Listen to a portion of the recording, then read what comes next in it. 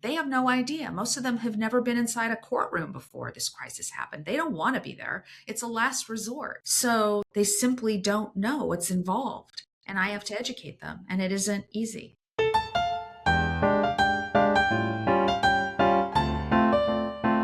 Welcome to the You Are Lawyer podcast. Jennifer Gardner, how are you today? I'm doing great. How are you? I'm doing very well. I'm really cold. It's winter here in Ohio. It's like 6 degrees outside, but I'm doing good. So I have to say I was so flattered because you contacted me on LinkedIn and you were like, just found your show, got to be a part of it. What's the next step? What caught my eye is that you have people with law degrees who have such incredibly broad perspectives, and that is refreshing, especially in the legal field. Yeah, it is. We're not all just working at a big law firm. Although I did that. We're not only going to court, although a lot of people do that, right? You're in the middle of a big trial right now. You know, a lot of people are confused by the title. They're like, you are a lawyer, but you're talking about everything but what they do during the day. And I'm like, well, yeah, because like we're humanizing lawyers because we exist outside of our work, right? But Jennifer, you're on the show and you have a very fascinating story. You have done criminal and civil litigation. Yeah. You do deal with restraining orders, real estate. you're in Los Angeles. So would you tell the audience what's a typical day like for you if you have a typical day? Okay, so there's the typical in-court day, and then there's the typical get ready for court day, and then there's the typical no court appearance coming up imminently. I can kind of quote unquote relax type day, right? And so it all depends on what's on tap for that week. If there's a court appearance coming up, of course, so much of my energy goes into getting ready to appear and slay, right? Quite frankly. And a lot of that is working directly with the clients, depending on the kind of hearing that it is. If there's a filing deadline, it's the same thing. It's a lot of focused research and serious thinking time about the case. And if there aren't any of those things happening, and I love those days, then I have the bandwidth to pursue a lot of my other interests, which are, you might say, academic and teaching and speaking publicly, like what I'm doing right now on your podcast. And so are you still serving as an administrative judge or no longer? I am. I still am. Yeah. Okay. So I have those days too. Right. Those days are nonstop blocked time from basically 9 to 5 with maybe an hour break and a couple recesses in the morning and in the afternoon, depending on how things are going. So you might say I'm really busy. Yeah.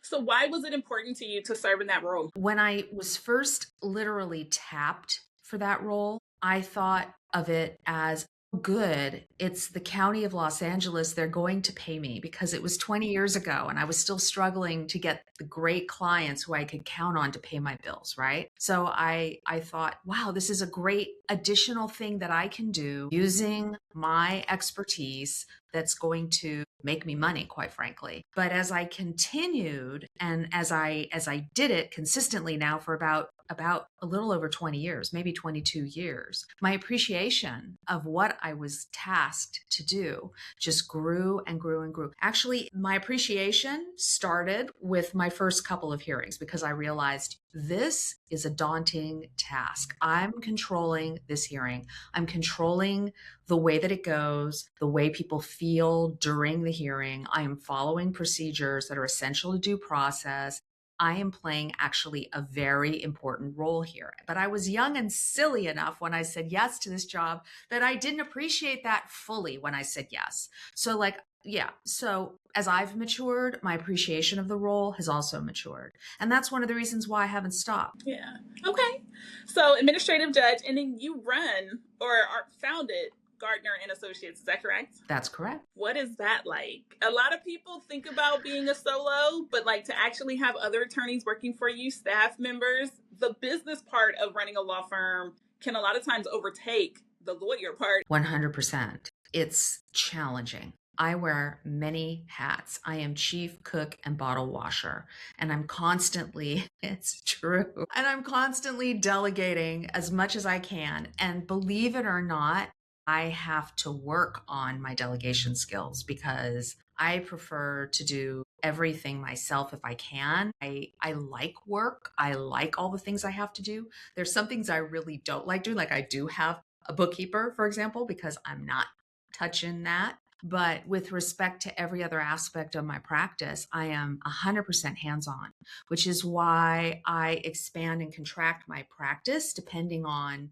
what kind of a season that I'm in. So, for example, if I'm feeling particularly exhausted, like I foresee I will by the end of Q3 of 2026, because I have at least 5 trials, maybe 6 between now and then, I may say to my marketing people, hey, let's stop marketing. Let's turn off the ads and let me just take a breather. Or I may get so busy that I also will adjust my marketing campaigns so that I'm not, the influx, the intake and the leads is reduced, that I can focus and concentrate more on serving the clients that I already have. I don't take a lot of vacations, but that's what it's like. And even though I have talented lawyers and I have talented paralegals, I'm still learning how to quote unquote use them the most efficiently. Like, I'm still learning how to build a team. I'm still learning I'm great at leading a team, but I don't really understand like how best to maximize the human resources that I have. And I have amazing people assisting me. I have an amazing multicultural group of people assisting me, and I absolutely adore every single one of them and working with them. My issue is letting go of control so I can let them do their thing. Yeah. And in your defense, being a lawyer teaches us that we can do almost everything. You won't Yeah. sleep, but you could probably do it, right? Yeah. So, Oh, yeah. what I'm hearing is the difference between leading people and managing them is just letting them know you trust them to run with it. And you know what? You just mentioned something that I haven't thought of before, which is that being a lawyer does give us a certain amount of mental confidence that we can solve problems and do just about anything. That can cross the line. In my case, I've learned sometimes I can cross the line and take on too much. Yes, absolutely. So, how big is your office or your team? Just rough I estimate. have Yeah. 4 paralegals right now, Okay. 1 outside lawyer. I have previously been of counsel to a firm where I had more lawyers and fewer paralegals. I have paralegals who are in law school. I have paralegals who are single moms. I have paralegals who are immigrants, and they're all the most incredibly hardworking people and inspire me every day. Yeah, I love that. So, I want to talk a little bit more about the whole leading and managing people, because with your various degrees of paralegals, I feel like there's probably a lot of mentorship going on as well. Is that something that you did intentionally, or were the best people for the roles, they happen to be mothers, they happen to be law students, and etc.? I give a lot of people a chance and see how good we are at working together before I decide to give them more work or cut them loose. And I love to nurture young talent. And I do a lot of training. And I'm in the process of literally systematizing how I'm doing that training, literally in the process of setting up systems so that I don't have to be as hands on in doing that, because it takes away from the time that I can spend representing the clients, doing the creative thinking that I need to do on their cases. And are you doing that with like an operations manager or a team or what? I am. I am. Yeah. People who are skilled in the various systems and software that lawyers can use to grow and scale law firms. I really need the help with the scaling so that I'm more leveraged. Mm-hmm. Yeah. Yeah. So that when you're ready to let it go, you can trust that it's there, right? Because you can set it all up and still be like, no, keep it, keep it. Yeah, no, I want to set it all up and let the robots and my great people do their thing. Can't wait for that to happen. Okay. I can't wait. I'm like counting the minutes. Yeah. Well, I think that's an interesting perspective because you do so many other things that can't be replaced, right? Being an administrative judge, you're not going to duplicate someone else to do that. A robot can't do that piece. The mentorship piece, a robot can't do that. So you'll always be valuable, right? That's basically what I'm saying. Even if they write down all the steps you may have taken, you still are the magic. And so I think that I'm excited to see how it works out for you. Thank you. Well, it's been working out for 3 decades, so it's going to work out one way or the other. How easy it is on me is going to be the qualitative difference. You're laughing. It's true. But you said something really important, which is that some of the skills that I'm using in running this law firm are irreplaceable. And I believe that so many of the skills that lawyers are are using are irreplaceable. We can be supported by AI supported research. For example, I know attorneys, like I had an attorney send me a brief where he did a project in Claude and he uploaded all the case documents and then he asked it to create a mediation brief and he sent it to me for my review and he did a very good job, right? So we're going to be assisted by the technology, but the bottom line is that when you go into court or when you go into a meeting and you have to make a presentation, there are irreplaceable human skills that you must have. And the more you've worked on them and honed them and are aware of what they are, the better outcomes you're going to get, the bigger impact you're going to make. So these are the irreplaceable human skills that I think are going to become more valuable as we use AI more and more.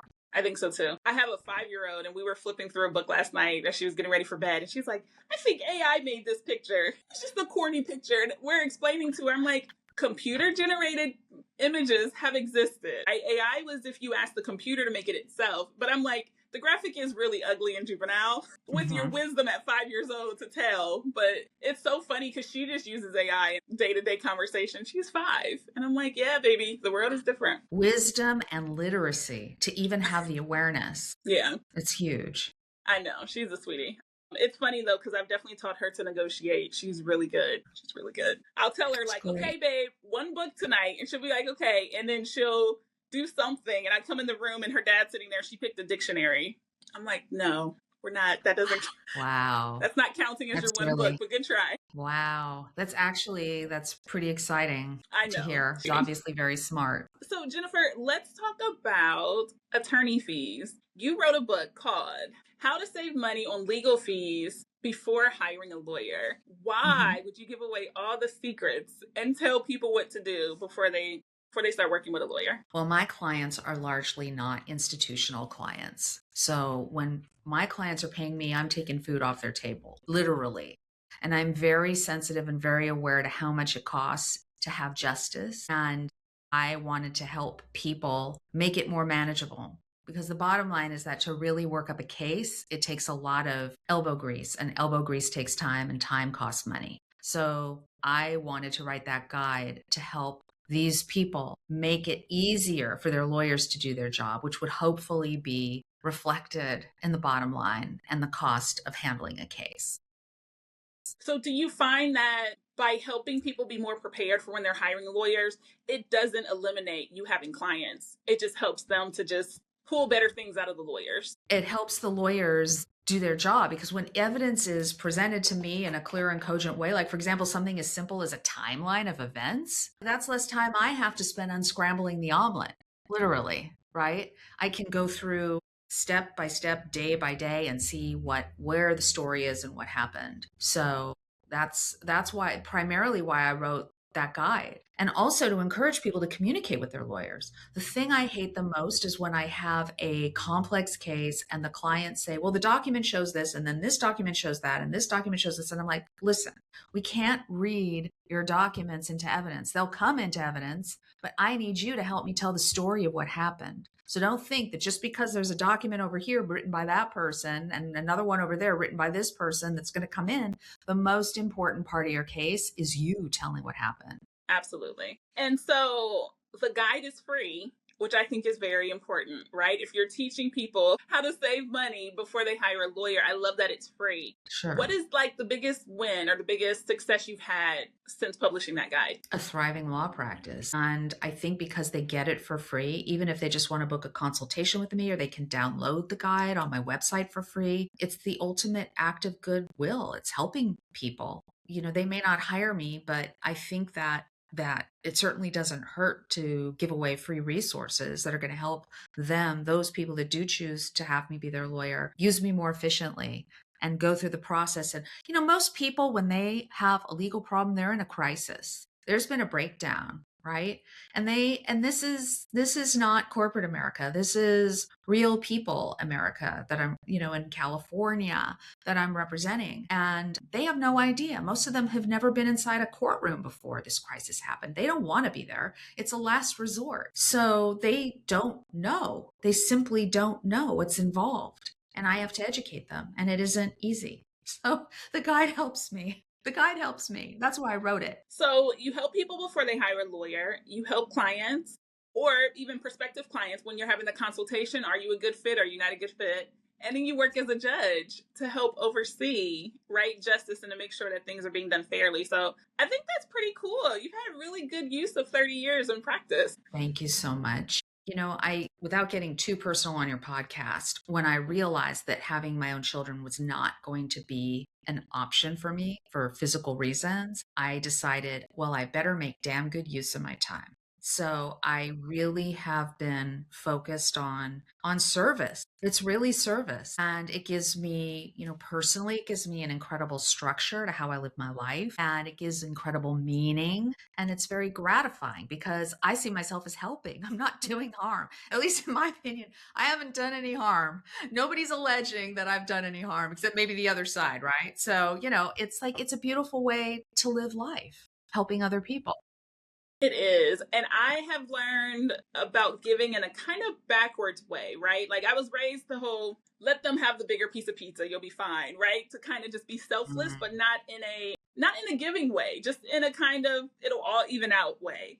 But then as I became yeah. older, I ran a business and people were like, if you give away your resources for free, people will come and pay you for them. And I was like, no, it's not true.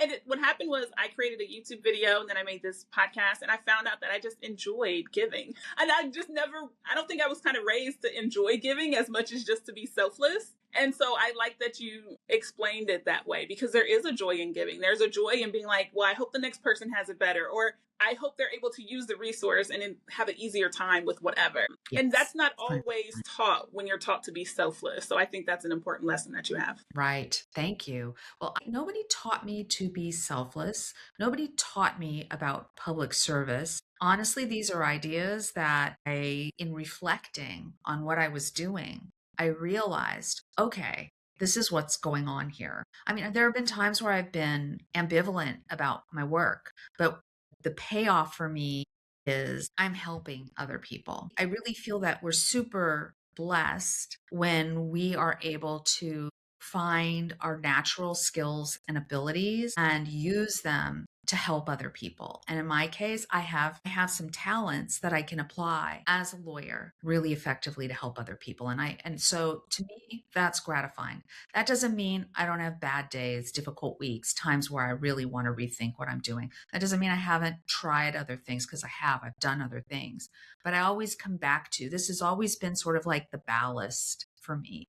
It stabilizes me. It makes me feel a sense of structure and purpose that makes me feel good. I can't say it any other way. It's just genuinely that is why I'm so grateful that I have this, not just for how I'm able to help other people. It's given like a nice container for me to live my life within. And I think that was very well said. I do. Did you know lawyers when you were growing up? What inspired you to go to law school? Okay. I was not really inspired. I was pushed. I was directed. I wanted to go into journalism. We had some family setbacks or issues in my family that made it so that I couldn't pursue the education that I wanted to pursue where I wanted to pursue it on the East Coast. So I had to stay in California. I couldn't find the education that I wanted that would help me in my journalism career. I interned in DC for a while at the ABC affiliate station there and loved it. And then I had to come home and go back to UCLA and graduate. And while I was in UCLA, I decided, well, I'll apply to law school. I decided I was really directed. I was heavily directed. I did not know a lot of lawyers. My parents pushed me into this. I got different messages from each parent. With my father, it would be a really cool thing if you were a lawyer. With my mother, it was, you don't ever want to be dependent on a man to make an income, right? You want to always be able to take care of yourself. Literally, she would drill that into me. And she said, and the best way to do that was to get a professional degree. For example, be a lawyer. My father was also saying, look, when you have a law degree, you never have to work for anyone else. And that's the ultimate freedom. You can always work for yourself. That was pushing me. So when I didn't get a job or an internship in Los Angeles right away, so I applied to law school, got accepted into a couple schools, made a decision to go to one, paid the deposit, and then found out that I was being offered a job in a radio station here in Los Angeles and had to make the decision, well, like which path, sliding doors, right? So I made the decision to go to law school.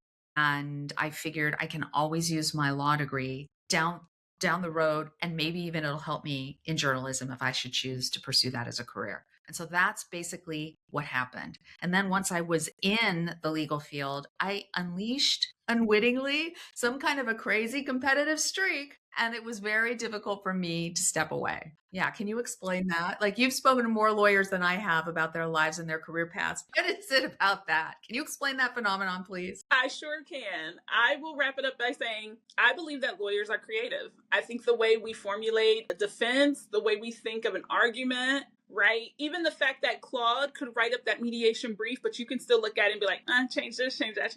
All of that is creativity, right? And you're an author of your guide about how to hire a lawyer. You've been on numerous podcasts. You have a blog on your website. You're doing journalism.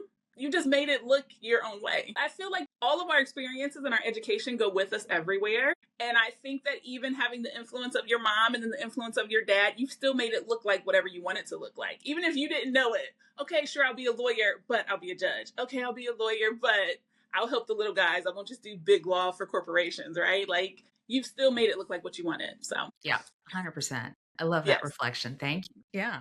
So bill me for therapy. I will. I have a really unique perspective of, right, every guest completes an intake sheet. So I've seen a lot of your answers, but then I get to hear what you say at the story, and then I do get to see an overview of it in a really unique, fun way. But Jennifer, I have to ask you, and I ask every guest that comes on the show, what would you say to a young lawyer, 5 years practicing or less, or a law student about what they could do with their law degree? I would say that what you can do with your law degree, you can have a very rewarding life of service. I would say that. That would be the number one thing. Number two, I agree with what you say about how creative we are as lawyers. I would tell them what you can do with your law degree is you can have a very vibrant, intellectual, creative life by helping other people with their problems, right? And the third thing I would say to them is that as a lawyer, you're in a very unique position of leadership that is often underappreciated by lawyers themselves. We have to go through so much pain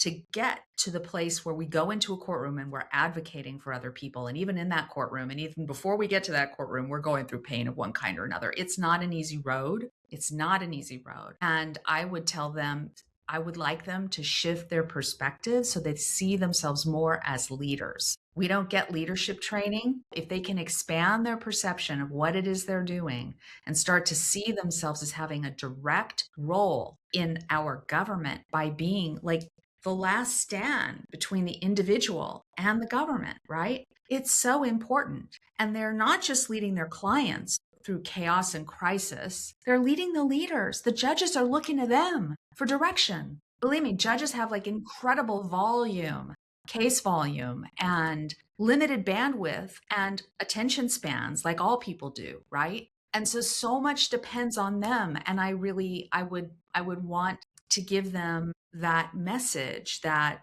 you know, perhaps they can find some enthusiasm and some real drive for what it is that they're doing when they see themselves in that way. I love that. Learn to be leaders. Yeah, because you're right. They teach us the knowledge. We get the competitive part, sometimes some arrogance, but then you don't know what to do with it. So yeah, I love that. That's really good. Thank you so much. So Jennifer, where can everyone find you? If anyone has any questions or if they want to download your free guide, where can they find you? Okay, well, the best way to find me is jenniferbgardner.com because that describes all of the work I do, including the public speaking that I do on topics related to influence and leadership for lawyers and professionals. And then they can also find me at jgardnerassociates.com. That's my legal website, but it's quite frankly not as interesting as jenniferbgardner.com. And then I'm on LinkedIn at Jennifer B. Gardner, and I'm on Instagram at I am Jennifer B. Gardner. Somewhere I'm on Substack, but I don't really publish there. So not as often as I should, right? But I'm a little busy, so forgive me. But that's where people can find me. Okay. I love that. And I will make sure that we include all of that in the episode notes today. So thank you so much for joining me. I know you're in the middle of a big trial. I hope this was a good change of pace for you. It was great. Thank you so